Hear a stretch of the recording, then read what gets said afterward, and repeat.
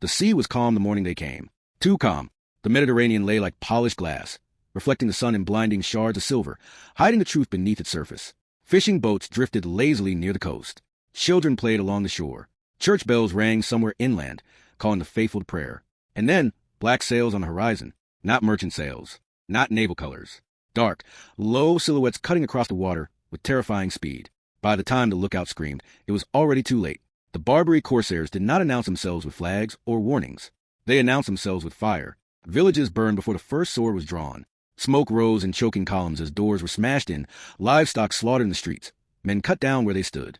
And for the women, especially the young, the beautiful, the strong, the nightmare was only beginning. They were not killed. They were taken, dragged by their hair, bound at the wrists, gagged to silence their screams as the sea swallowed the coast behind them. Mothers torn from children, brides ripped from beds, nuns stripped from convents. Within minutes, entire lives vanished into the holds of foreign ships, bound south toward a fate worse than death. This was not piracy, as is often imagined, romanticized, sanitized, playful. This was industrialized human predation. And for European women captured by the Barbary pirates between the 16th and early 19th centuries, survival did not mean safety. It meant humiliation. It meant erasure. It meant a living descent into a system designed to break the body, the faith, and the identity of its victims slowly, deliberately, and without mercy. What happened to these women was not accidental. It was not rare. And it was not forgiven, even by history itself. Would you survive being taken alive? To understand what these women endured, it is necessary to understand who took them and why the entire Mediterranean world lived in terror of their sails. The Barbary pirates, also known as Barbary corsairs, operated primarily from the North African coast, what is now Morocco, Algeria, Tunisia, and Libya. Their strongholds included ports whose names alone once inspired dread: Algiers, Tunis, Tripoli, and Sale. Officially, many sailed under the authority of the Ottoman Empire. Unofficially, they were professional slave hunters, raiders, and traffickers on a scale that is still deeply uncomfortable to confront. From roughly 1500 to the early 1800s, Barbary corsairs raided European coastlines relentlessly. Spain, Italy, France, Portugal, Greece, and even places as distant as Ireland and Iceland were not safe. Entire coastal communities were abandoned over generations because the risk of capture was constant. Watchtowers rose along shorelines. Bells were installed to warn of incoming ships. Parish records quietly listed baptisms, marriages, and deaths alongside a recurring phrase that froze blood. Taken by the Turks. Men were valuable. They could be forced to row galleys until their backs split open, labor in quarries until their lungs failed, or build ships that would be used to capture more victims. But women were a different kind of currency. Captured women were inspected the moment ships reached port. Surviving accounts describe scenes that feel closer to hell than history. Women forced to stand exposed on stone platforms, while buyers examined their teeth, their skin, their bodies. Age was guessed. Virginity was assumed, speculated on, priced. Those who resisted were beaten. Those who cried were mocked. Those who prayed were silenced. For many, this public stripping of dignity was only the beginning. Young women, especially those with lighter skin, distinctive features, or signs of education, were often removed before reaching open markets. Wealthy pashas, beys, palace officials, and merchants paid premium prices to secure European women for private ownership. Some were sent directly into harems. Others became domestic slaves. And some, considered especially desirable, disappeared into private residences, never to be seen again. The word harem has been dangerously softened by fantasy. In reality, it was a place of total control. Women were isolated from language, from faith, from each other. Their names were changed, their past erased.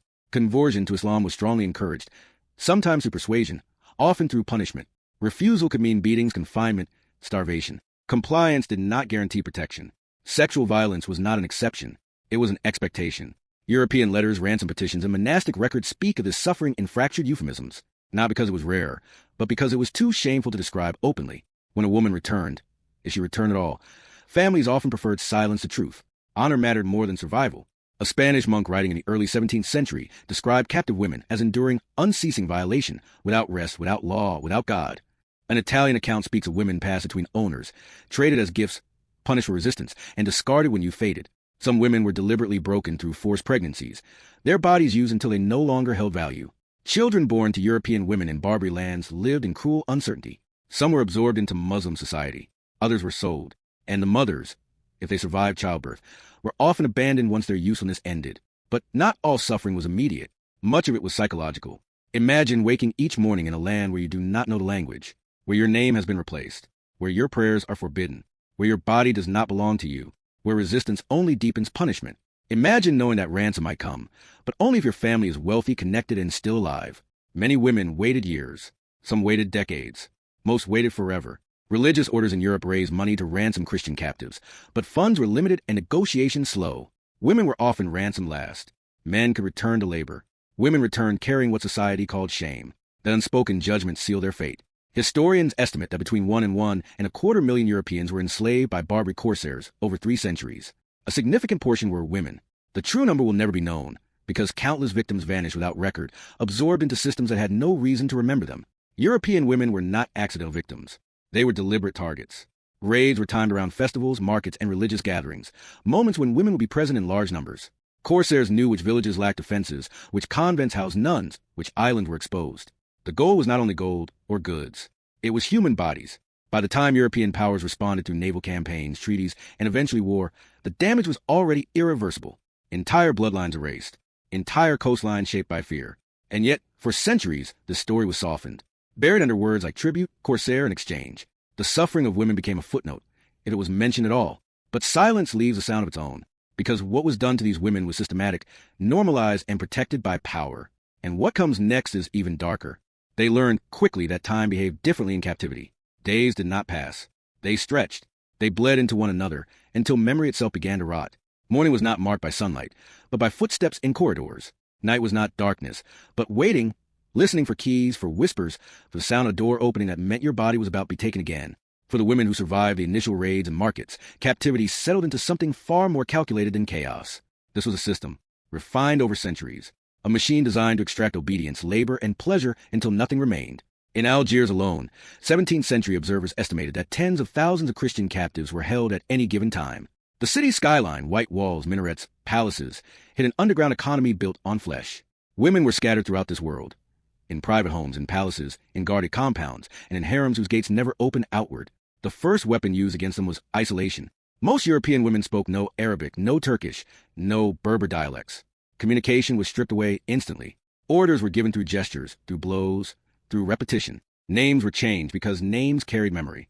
A woman called Maria or Katerina and became something else, often a generic label meaning slave, girl, or property. With the name went the past. Family faces blurred. Home became unreal. Faith was next. Christian prayer was forbidden in many households. Crosses were torn away, Bibles confiscated or burned. Women caught whispering prayers risked punishment. Some were beaten. Some were locked in dark rooms for days. Some were forced to watch other captives punished as a lesson. Conversion was always hovering, presented as mercy. Accept Islam, and life would become easier. Refuse, and pain would continue. Some resisted for years. Others broke within weeks. History often judges them harshly for that choice. It should not. Conversion did not end exploitation, but it sometimes softened its edges. Converted women might avoid the worst beatings. They might gain slightly more freedom of movement. Some were elevated above other captives, used to supervise or translate, but they were never free. And the knowledge that survival required erasing one's former self carried its own kind of torment. Then there was the body. Sexual access to enslaved women was not considered a crime in Barbary states. It was considered a right. Owners exercised it openly. A woman could be assaulted nightly or multiple times a day, depending on her owner's desires. Refusal was interpreted as rebellion. Punishment followed swiftly. Some owners rotated women among friends as entertainment. Others used them as leverage, threatening violence to force obedience in other slaves. Pregnancies were common. Protection was rare. Childbirth, without proper care, killed many. Those who survived pregnancy entered a new stage of captivity. Some children were taken from their mothers and raised as Muslims. Others remained with them briefly, only to be sold later. A mother's grief was irrelevant. Her purpose had been served. Age was a death sentence that arrived slowly. European women were most valuable when young. As years passed, their treatment worsened. Once beauty faded or resistance hardened into quiet numbness, women were reassigned to heavier labor. Washing, carrying water, grinding grain, cleaning latrines. Some were beaten for working too slowly. Others were denied food. Illness spread easily in crowded quarters. Many died anonymously, buried without markers, their names already forgotten. Yet not all suffering was loud. Some women were kept in relative silence, serving a single household for decades. Their pain was quieter, but no less profound. They watched children grow who were not theirs. They aged in rooms they would never leave. They learned to perform submission so well that resistance vanished even in thought. Survival became mechanical. Occasionally, letters made it out. A few women managed to send messages back to Europe through merchants, priests, or redeemed captives. These letters were desperate. They begged for ransom. They described beatings, threats, despair. Many never reached their destination. Those that did often arrived years too late. Families had died. Money was gone. Or shame prevented action. A woman violated was considered ruined. Some families chose prayer over rescue. This silence killed as effectively as any blade. European governments were aware. They negotiated treaties. They paid tributes. They calculated costs. Naval action was expensive. Ransom was selective. Women, again, were a lower priority. Their suffering did not threaten trade or military stability. Meanwhile, Barbary rulers grew rich. Slave labor built ships, palaces, fortifications. Tribute from European states flowed steadily to keep raids away from favored ports. Corsairs became local heroes, celebrated for bringing wealth and captives home. The system fed itself. There were moments of rebellion. Some women attempted escape. Very few succeeded. Those caught faced severe punishment. Mutilation, public beatings, sale to harsher masters as an example to others. Escape was not just dangerous, it endangered everyone around you. A handful of women rose to positions of strange influence. History records rare cases where European women became favored consorts, advisors, or intermediaries. These stories are often told as tales of adaptation or even power. They should be read carefully. Influence gained under captivity is not freedom. Favor can be withdrawn overnight, and such cases were vanishingly rare. For the vast majority, captivity ended only in death or ransom. When ransom came, it was another humiliation. Women were inspected again, their bodies judged for worth. Some were rejected as damaged. Those freed returned to Europe changed beyond recognition. They struggled to speak of what had happened. Many entered convents. Others lived in isolation. Some were accused of moral failure rather than acknowledged as victims. Their societies had no language for what they had endured. As the 18th century progressed, pressure mounted against the Barbary states. European naval power increased. Raids became riskier. Eventually, wars were fought specifically to end the system. The Barbary Wars, the bombardment of Algiers, the decline of Ottoman control, all contributed to the collapse of large-scale corsair slavery. But collapse does not mean justice. No reparations were paid. No monuments raised. No apologies issued. The women who disappeared into North Africa did not return in numbers large enough to be remembered. Their suffering faded into footnotes, then into silence. And yet, their absence reshaped Europe itself. Coastal architecture, naval policy, insurance systems, international law. Entire frameworks were built in response to this terror. All of it rooted in the knowledge that somewhere beyond the horizon, ships were waiting, not to trade, but to take. In the next part, we confront the final truth, how this system was allowed to exist for centuries, who benefited from forgetting it, and why the stories of these women were buried so deeply that even today, they remain almost unspeakable. The sea, after all, keeps what it is given. By the time Europe finally began to push back in earnest, the damage was already beyond counting. Entire generations of women had lived and died in captivity, their names erased not only from records, but from memory itself. And this was not ignorance. This was convenience. For centuries, European powers knew exactly what was happening across the Mediterranean. Reports circulated openly. Clergy preached about it. Former captives testified before kings and councils. Paintings depicted chained Christians kneeling before turbaned masters. Yet action was selective, delayed, and often cynical. Why? Because the suffering of these women was negotiable. Many European states chose tribute over confrontation. They paid annual sums to Barbary rulers in exchange for protection of their shipping lanes. It was cheaper than war, cheaper than rescue, and far cheaper than admitting that their own citizens, especially women, were being sacrificed to maintain economic stability. Some ports were spared, others were left exposed. This created a hierarchy of survival. Wealthy merchant cities could afford protection. Poor fishing villages could not. Their women were expendable. When raids came, officials recorded losses like damaged cargo. So many taken, so many missing. The language was cold, bloodless. Behind those numbers were lives being dismantled. Even religious institutions were compromised. Redemption orders worked tirelessly, but they were overwhelmed. Funds were never enough. Choices had to be made. Men with valuable skills were prioritized. Children were prioritized. Women, especially those rumored to have been violated, were quietly placed at the bottom of the lists. The unspoken logic was brutal. Better to leave them than bring them back changed. The stigma followed survivors like a second captivity. Women who returned from Barbary lands often found themselves strangers at home. Their accents had shifted. Their bodies bore scars. Their eyes carried knowledge no one wanted to hear. Some were interrogated by priests, asked whether they had converted, whether they had submitted willingly, whether they had sinned. There were no questions about consent. Some communities welcomed them with pity, others with suspicion. A woman who had lived among Muslims, who had borne children, who had survived by any means necessary, disrupted the moral order. She was proof that purity was fragile, that faith could be broken by force, that civilization itself was not as secure as people pretended. So many women chose silence. They burned letters. They destroyed journals. They altered their own memories. Some entered convents not out of devotion, but exhaustion. Others married quickly, hoping to bury their past beneath domestic routine. And many lived alone, isolated, unwanted, surviving longer than anyone expected, but not better. Meanwhile, the myth continued. Barbary piracy was often framed as exotic, distant, almost theatrical. The word corsair softened reality.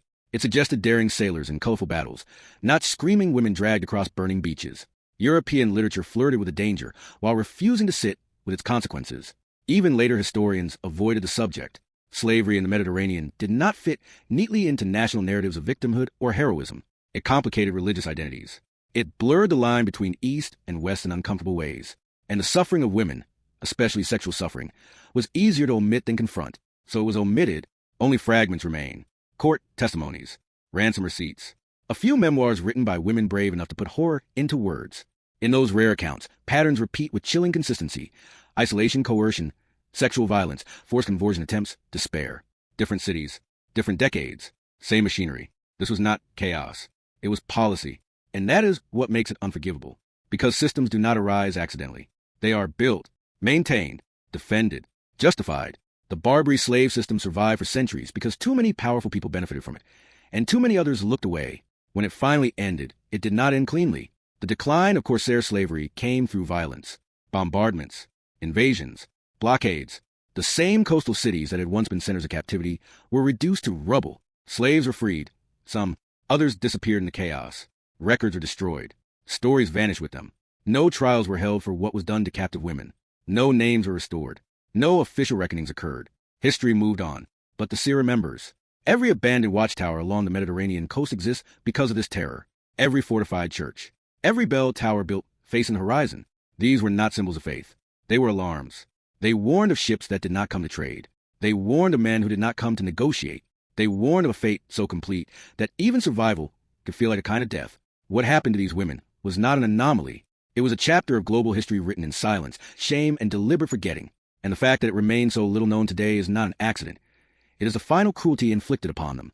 They were taken, used, erased, and for centuries, the world allowed it. Subscribe for more hidden horrors of the past, because some histories are buried not because they are false, but because they are too true to face. Even now, centuries later, the aftermath still lingers like a bruise beneath the skin of history. The raids ended. The treaties dissolved. The ports fell silent. But silence does not mean healing.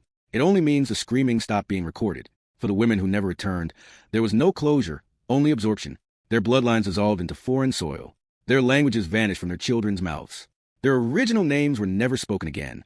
In some cases, European DNA still exists across North Africa today, not as a testament to love or exchange, but as a biological echo of captivity. This is where the story becomes most uncomfortable, because the end of Barbary slavery did not come from moral awakening. It came when the balance of power shifted, when European cannons grew louder than corsair oars. When empires decided the cost of allowing slavery had finally exceeded the cost of stopping it, the women did not matter in these calculations. Not then, not afterward. When Algiers was bombarded in 1816 by a combined British and Dutch fleet, thousands of slaves were freed. Newspapers celebrated the victory. Politicians congratulated themselves. But among the freed were women who had been enslaved since childhood, now middle-aged or elderly, with no home to return to, no family waiting, no place in the world that remembered them. Some refused repatriation. Europe had become foreign. Others returned and were placed in poorhouses or convents. A few were paraded as symbols of triumph, their trauma repackaged as proof of national righteousness. Their private suffering remained private. The past was sealed shut. Modern discussions of slavery often focus on the Atlantic world, and rightly so. But the Mediterranean slave system is frequently minimized or framed as reciprocal, as if mutual suffering somehow cancels itself out. This framing erases specificity. It erases gender. It erases the lived reality of women whose captivity was not primarily about labor, but about domination. For European women taken by Barbary pirates, slavery was intimate, inescapable, relentless. Their bodies were battlegrounds where power, religion, and identity were contested daily. And still, their stories remain marginal. There are no major memorials to them, no days of remembrance, no widely taught narratives centered on their voices. Even now, mentioning what happened to them is often met with discomfort or dismissal. The subject is considered inconvenient, politically awkward, historically messy. But truth is often messy. Acknowledging this history does not erase other atrocities. It does not compete with them. It adds depth. It reminds us that cruelty is not owned by one culture, one faith, or one era. It emerges wherever power meets impunity, and it flourishes where victims are shamed into silence. The women captured by Barbary pirates were not symbols. They were not cautionary tales. They were human beings whose lives were stolen in full view of the world. And the most unforgivable part is not only what was done to them, but how easily they were forgotten afterward. History is not just written by the victors. It is also edited by the comfortable. These women were inconvenient to remember. Their survival challenged neat narratives of honor and purity. Their suffering exposed the limits of protection offered by states, churches, and empires. Their existence forced uncomfortable questions about who was worth saving and at what cost. So they were buried under euphemisms, under footnotes, under silence, until now, because to tell their story is not to reopen old wounds. It is to admit they were never allowed to heal in the first place. The sea that carried them away still laps against the same shores. The watchtowers still stand, crumbling, overlooked, and somewhere in forgotten archives, their names, if they were ever written, are fading into dust. But they were here. They were taken. And what was done to them should never be softened, never excused, and never forgotten. If this history unsettled you, it should have. That discomfort is the cost of truth. And there are many more buried horrors waiting to be unearthed.